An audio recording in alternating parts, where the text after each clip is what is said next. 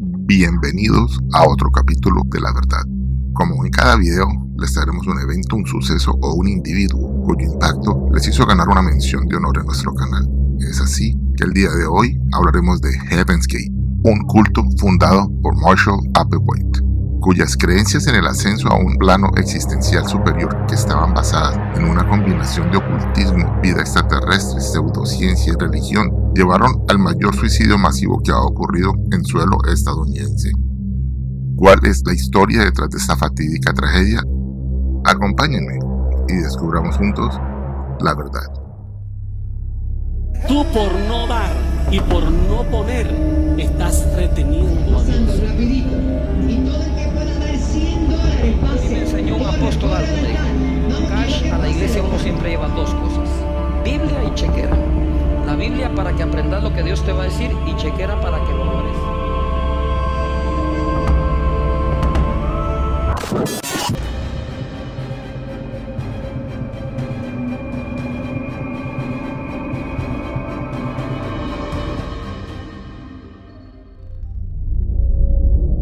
Para poder hablar de este terrible suceso, primero debemos conocer a su líder. Como les mencionamos anteriormente, fue Marshall Herb Applewhite, originario de Spruce, Texas, que nació el 17 de mayo de 1931. Como la mayoría de los jóvenes de su generación, sirvió en el ejército y posteriormente trabajó dando clases de música en la Universidad de Alabama.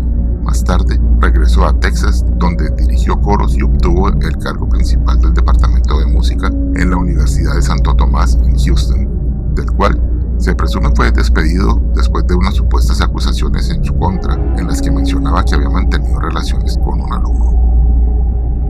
En marzo de 1972, Marshall conoció a Bonnie Nettles, una enfermera de 44 años, también oriunda de Texas. Ambos tenían una fascinación por el ocultismo, la teología y las profecías bíblicas. Incluso Nettles llegó a afirmar que su encuentro ya se le había sido anunciado por extraterrestres, mientras que Applewhite dijo que era su alma gemela y sentía que la conocía desde vidas pasadas. Gracias a sus gustos y creencias, su relación creció rápidamente a tal punto que el 19 de junio de ese mismo año, después de pasar un par de meses estudiando el trabajo de diversos autores, lograron crear su propia corriente teológica.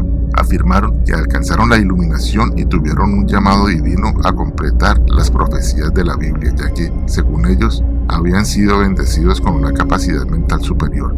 En un principio, todo pintaba para un fracaso, ya que tan solo una persona se unió a su nuevo movimiento y la misma los abandonó un tiempo después. Además, Applewhite fue arrestado en 1974 después de no devolver un auto que había rentado. Pasó 6 meses en prisión, donde siguió trabajando en las bases de su teología, y en el momento en que fue liberado y se reunió con Nettles, todo empezó a salirles bien.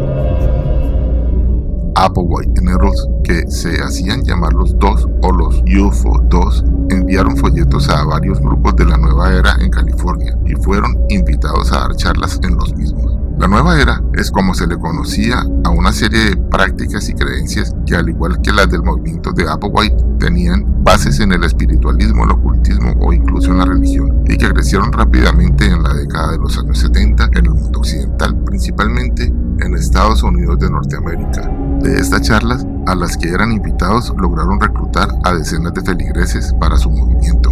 En septiembre de 1975, el culto de los Dos llegó a Oregon, donde lograron reclutar a más de 30 personas, a quienes convencieron de abandonar sus familias para que los siguieran. Esto atrajo de mala manera la atención de los medios, quienes los acusaron de lavarles el cerebro a sus feligreses, pero muchos de ellos los defendieron y afirmaron que la pareja no era abusiva con ellos en lo absoluto, ya que lo único que ellos buscaban eran fieles devotos que siguieran sus creencias. Pero, ¿cuáles eran esas creencias? Applewhite era un fiel creyente de la teología de los antiguos astronautas, que mantiene que los extraterrestres vinieron en el pasado a dejar a los humanos en la Tierra y que en un futuro volverían por nosotros. Siguiendo esa teoría, junto a Nettles desarrollaron enseñanzas enfocadas en la salvación a través del crecimiento personal. La idea que les vendía Applewhite era que, tal como una oruga que se convierte en mariposa, poder alcanzar un nivel más alto del ser. Afirmaba que Jesús había sido el primero en conseguirlo y que tanto él como Nettles también lo habían logrado, ya que claramente eran los sucesores del Hijo de Dios. y que este nivel superior debían alcanzarlo antes de que ocurriera el apocalipsis, para que así los alienígenas pudieran llevarlos al nuevo mundo que ellos comparaban con las puertas del cielo. Sí, así como lo escucharon. Para finales del año de 1975 e inicios de 1976, Applewhite y Nettles, que habían adoptado el nombre de Bob y Pip, habían logrado alcanzar los 100 feligreses y se consideraban a sí mismos como los pastores de su rebaño. A los miembros de su culto se les instruyó en que se liberaran de todo aquello que los ataba a lo mundano y el mundo terrenal. Esto incluía abandonar a sus amistades, los medios de comunicación, las drogas, el alcohol, las joyas, el vello facial, su sexualidad, sus propios nombres que eran cambiados por 3 consonantes y la palabra Ori, es decir, Jim Mowry, Rick Cody, Lobody y, lo que era peor, abandonar a sus familias. De hecho, esto último llevó a que muchos padres denunciaran ante las autoridades que sus hijos los habían abandonado para seguir esta secta. Durante los años posteriores, Applewhite y Nettles, ahora llamándose Doe y Dee, junto con el culto, mantuvieron un estilo de vida nómada. Se movían a lo largo y ancho del estado de California y parte del estado de Oregon. Montaban pequeños campamentos en los cuales duraban un par de días antes de volver a desplazarse y lograban mantenerse gracias al trabajo y donaciones de varios de sus feligreses. Un estilo de vida que muchos no compartieron, por lo que decidieron abandonarlos. Sin embargo, así como hubo gente que se fue, también hubo mucha gente que se les unió, que eran reclutadas o que iban por voluntad propia. Estuvieron viajando hasta los años 80, momento en el que se establecieron de manera fija en una zona de camping en California. Y los fabulosos años 80 no recibieron de la mejor manera a Applewhite, ya que en 1983 a Nettles se le detectó un cáncer en el ojo, el cual se le fue extirpado en una operación. Logró vivir un par de años, pero finalmente falleció en 1985. Applewhite logró convencer a sus seguidores de que Nettles no había muerto, sino que su mente había ascendido a un plano existencial superior, lo cual entraba en conflicto con varias de sus creencias ya establecidas. Y a pesar de esto, estaba pensando en abandonarlo todo, pero fue gracias a la intervención de varios de sus feligreses que él decidió continuar con el culto. A partir de este punto, Applewhite quedó como el único líder y, según cuentan algunos feligreses que lo abandonaron, poco a poco fue perdiendo la cordura. Empezó a predicar que era un walk-in, es decir, una persona cuya alma original ya había abandonado la existencia y había sido reemplazada por otra. También decía que sus cuerpos ya no iban a evolucionar como una oruga.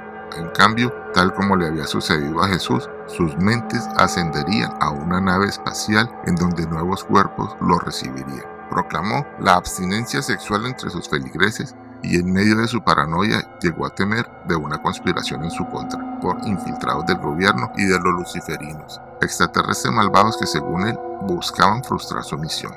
En los 90s, Applewhite buscó usar la naciente internet para poder llevar su mensaje a más gente. Hacía énfasis en que había muchos obstáculos, seres e incluso las otras religiones que impedían el ascenso al siguiente nivel, por lo que brindaba una salida voluntaria para poder llegar al reino de los cielos, que es, como él mismo describía, a la nave espacial.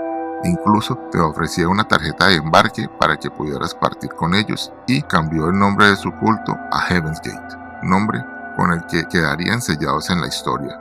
Luego de una donación anónima, lograron alquilar una mansión en el Rancho Santa Fe, en el condado de San Diego, California, lugar donde esta trágica historia llegaría a su fin el 26 de marzo de 1997. El principio del fin empezó a cocinarse luego de que Applewhite escuchara del descubrimiento del cometa Hale-Bopp, un cometa 1000 veces más brillante que el cometa Halley y que iba a pasar cerca de la Tierra. Lo usó para venderles a sus feligreses la creencia de que Nettles estaba en una nave espacial que se encontraba en la estela del astro y que vendría a reencontrarse con ellos para poder llevarlos al reino de los cielos, pero que el gobierno estaba en su contra. A finales de marzo del año de 1997, el culto se aisló dentro del rancho. Grabaron mensajes de despedida en los que alababan las enseñanzas de Applewhite y lo veían como un salvador. mientras que este grabó un video en el que decía que esta era la salida final del grupo y señaló que odiaban a este mundo con toda honestidad. Finalmente, luego de beber zumo de limón para purificarse, los feligreses de Heaven's Gate, junto con su líder, dejaron este mundo. Los cuerpos de 39 personas fueron hallados en el interior de la mansión, luego de que un feligrés del culto, siguiendo las últimas instrucciones de su líder, grabara la escena y diera aviso de lo ocurrido. Todos vestían uniformes negros con parches que decían Heaven's Gateway Team y calzaban zapatillas Nike Decade, modelo que por obvias razones la marca no volvió a fabricar. Además, estaban cubiertos por mantas moradas con las que tapaban a quienes iban falleciendo, siendo Applewhite uno de los últimos en morir. Las causas de los decesos se deben a una sobredosis de un barbitúrico conocido como fenobarbital, que, mezclado con zumo de naranja y vodka, los llevarían a su final. Este trágico suceso marcó un eco mediático a nivel nacional e internacional. El mensaje final de Applewhite y sus seguidores se reprodujo una y otra vez en los medios de comunicación, y todo esto reforzó la imagen de un hombre paranoico que solo arrastró a un montón de gente a su perdición. Lo último que se supo de este grupo fue que varios de los feligreses que no participaron en el suicidio colectivo buscaron traer de vuelta el culto durante las siguientes décadas, pero nunca lograron su objetivo. Al final, Heaven's Gate solo quedará en un oscuro recordatorio de un trágico suceso que pudo haberse prevenido. Antes de terminar y cerrar este capítulo de hoy, queremos agradecer y enviarles un saludo muy especial a nuestros suscriptores Johnny, Luz Divina, Rosa María y al ingeniero Diego. Gracias por seguirnos y sepan que su apoyo es muy importante para nosotros. Si también quieres un saludo, no se te olvide de darle like al video y escríbenos abajo en la caja de comentarios. Bien, sin más que decir, es aquí donde nos despedimos y les deseamos buenos días, buenas tardes o buenas noches. Hola, muchas gracias por llegar hasta el final. Si te gustó este contenido, por favor suscríbete, dale like, comparte y síguenos en nuestras redes sociales que encontrarás en la descripción. Si tienes sugerencias a un tema que te gustaría escuchar, no dudes en dejarlo en los comentarios de La Verdad TV.